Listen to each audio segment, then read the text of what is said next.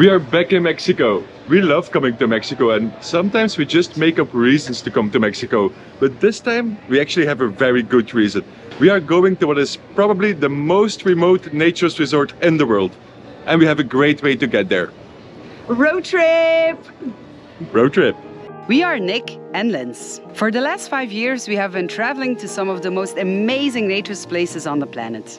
And now we embarked on an epic journey to experience naturism in every continent of the world. Subscribe and travel along with us. Right now we are in Mexico.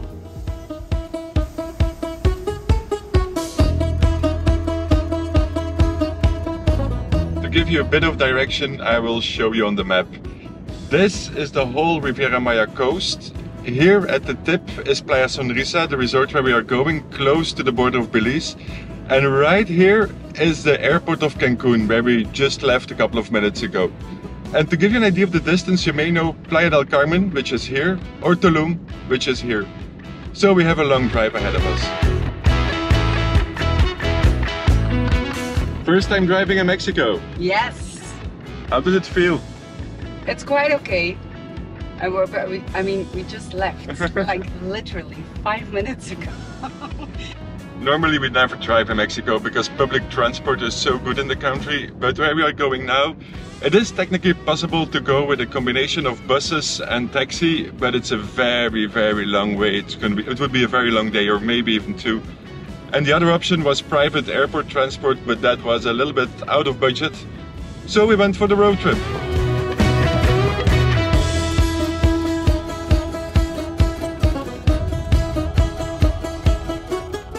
We've already been driving for the full 10 minutes, so it's time for coffee. Yes.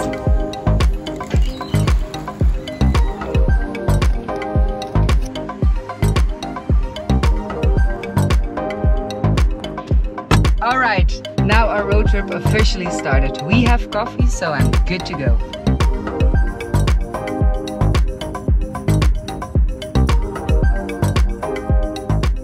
Tope! Tope, tope. Watch out for the coffee. Yep. Okay.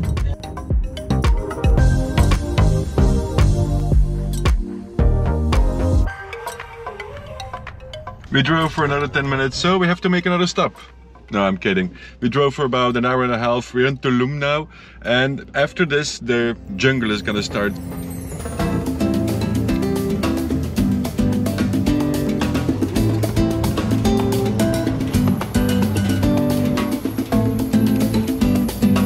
Can't come to Mexico and not eat tacos.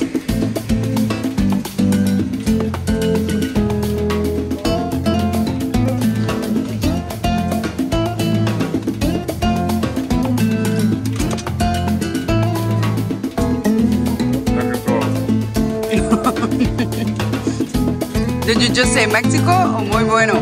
Mexico.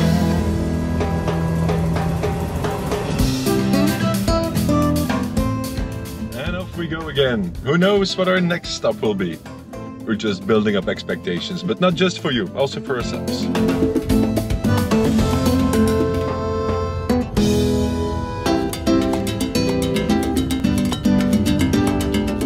This is what our road has looked like for the last 150 or so kilometers. When you look at the map and you see all this green space, you get the idea that you're gonna drive through a lush jungle, which we probably are, but the 2-lane highway kind of sucks the fun out of it. But I have to say, the roads are in really good condition. Oh, tope. Tope, tope, tope. Tope, tope, tope. Whee! So, the roads are in good condition and it is nicer to drive here than through Tulum. We arrived in a town called Mahahual. It's the last stop before Playa Sonrisa, although it's still 60 kilometers to Playa Sonrisa, and the website of the resort says that this is the last place where we will have cell phone reception. In fact, I don't think I had cell phone reception ever since we left Tulum, but after here it's definitely gonna be a no. So it's a good place to stop and a drink.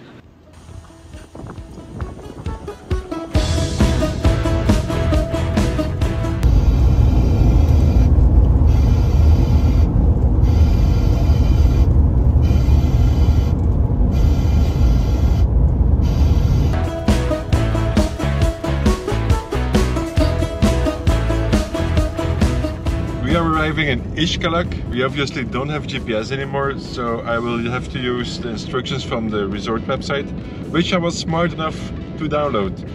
So we have to go past the soccer field, around the playground, past the lighthouse, and then continue over the bridge.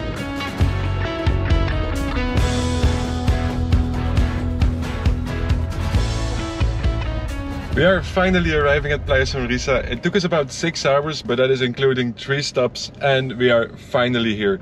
I'm not gonna let your first impression be one through our dirty window, so we will give you a proper introduction later.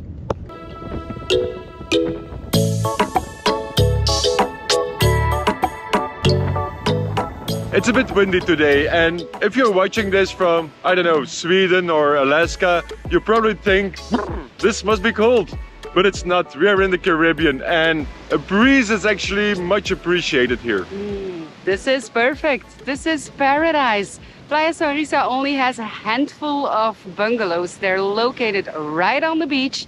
You can be naked. It is next to the Caribbean Sea.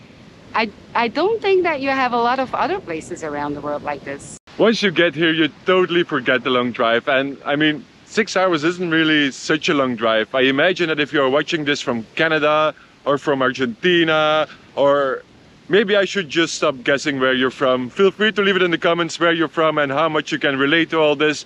But I just want to say, for us Belgians, 6 hours is quite a drive. Maybe it's also the idea of the more effort that you do, the bigger the accomplishment is. For example, you can drive up to a mountain and once you reach the top, it's like, oh, okay, this is a beautiful scenery, this is nice. But if you hike the mountain and you're sweaty and your feet hurt and then you arrive at the top, the accomplishment is just so much bigger. It's also one of the 2 slogans of Playa Sonrisa. It's hard to get to, but it's harder to leave.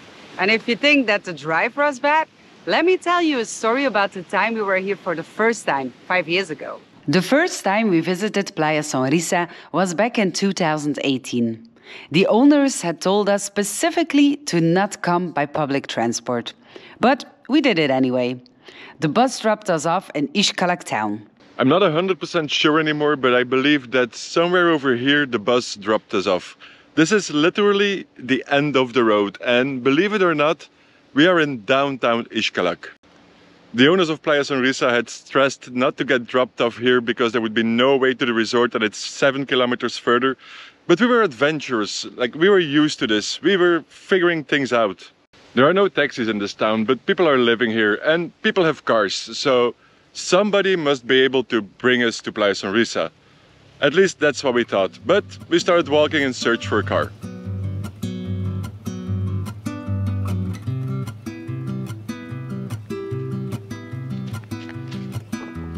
We're not gonna do this whole walk again, because now we do have a car. But you have to imagine that we started walking with 2 about 15 kilo backpacks. After a couple of minutes of walking, we found a restaurant. So we figured that this could be a good place to ask for somebody for a ride. I kind of remember that last time we had breakfast here, but now it's a little bit later in the day. But the point is, just like right now, there was nobody here except for the owners. The owners did not want to drive us, and they didn't really know anybody who would want to drive us. This was not a big success, but we don't give up that easily. So we decided to just have a walk in town, look around, try to talk with people. Some of the houses had cars parked in front of them. So we tried to convince the owners to bring us to Playa Sonrisa. We even offered them money, but nobody, literally nobody wanted to take us. And later we would learn that this is all because the nearest gas station is 60 kilometers from here, so gas is very valuable. We decided to go for a plan B, which would prove to be one of the dumbest plans we've ever had. We left the town behind us and started walking. Surely somebody would pass by and give us a ride. And even if that didn't happen, 7 kilometers is not that far. Well, nobody did pass by. And I can tell you, 7 kilometers is pretty far when you're walking in the Mexican heat, when you're carrying a heavy backpack. and when you didn't realize that you may need more water than you expect. I think we got barely halfway before we were completely exhausted and totally out of water. But the worst thing was that we couldn't get a break. You see, all of this is mangrove forest. This is full of mosquitoes. So as soon as you stop, there's like 1 million mosquitoes on your skin. You cannot stop here. We literally thought that we were gonna die right here.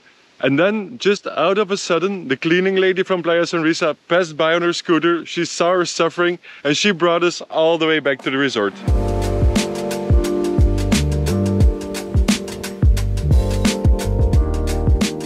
It's a shame that we weren't filming yet back in the day, because I'm sure that it would have made a great video. We really thought that we were gonna die out there. But it did inspire us to paint quite a vivid picture in one of our blog posts.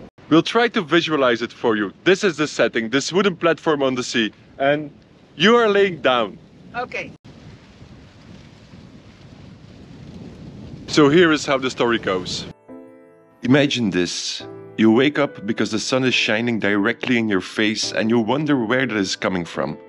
You open one eye and find out that you're on some kind of wooden platform on the sea. The only thing else you can see is water. And then a pelican passes by who seems to smile at you, and you know that you're probably dreaming. You want to go back to sleep, but the sun is just too damn hot. You open the other eye and start to look around. Luckily, on the other side of the platform there's land. White beaches and palm trees everywhere. How did we ever end up here?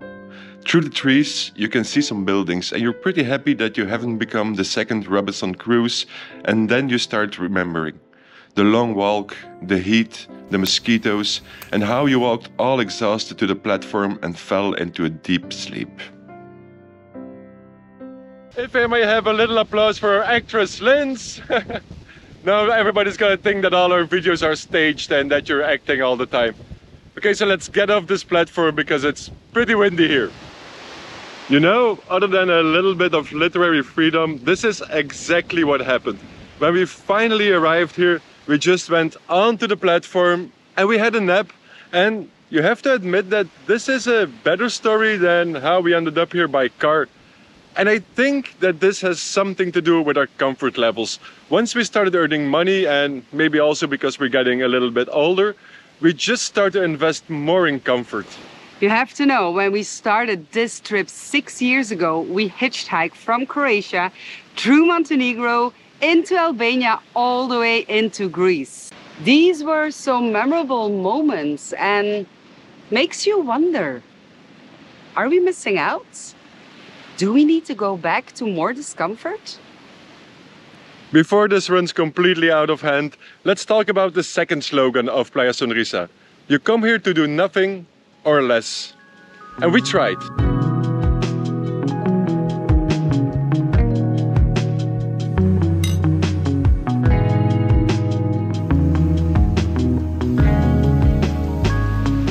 Believe me, we really tried, even without cameras, but it seems to be very hard for us to do nothing at a naturist resort. You know, this is our job, this is what we do, and everywhere we look around, we look for opportunities. Take this pier, for example. There are so many things you can do with this, so many photo opportunities. There's the wood, there's the blue of the ocean, there are the shells here, there is the symmetry between the umbrellas and the bench.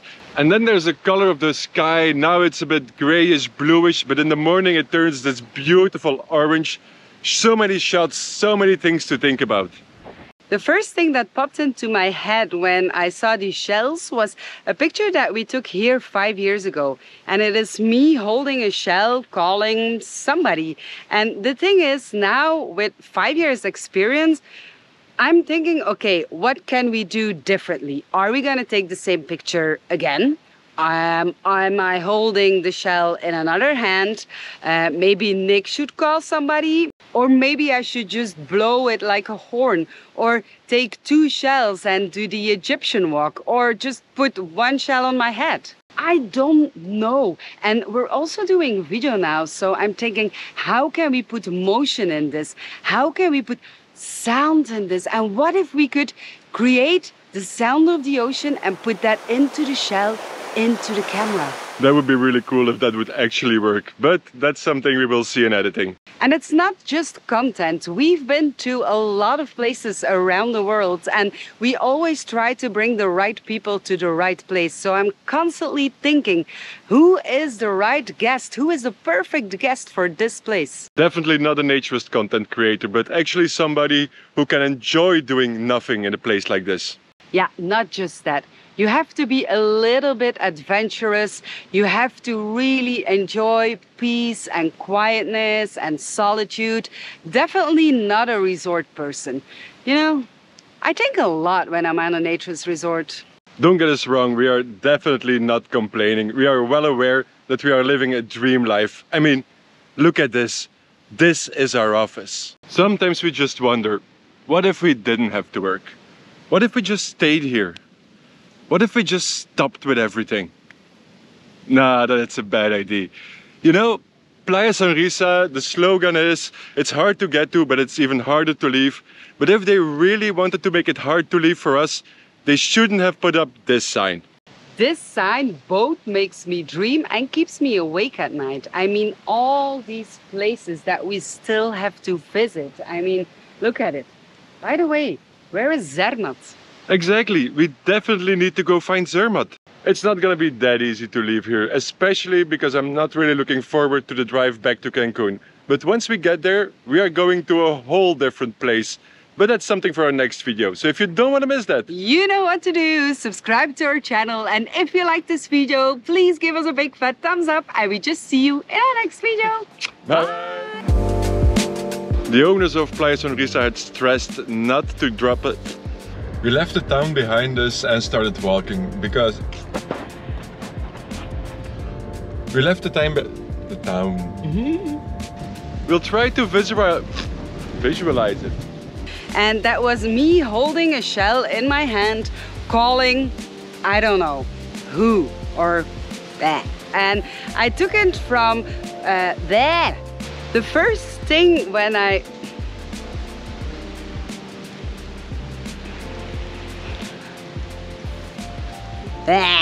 Nick is looking at me like that. What are you doing?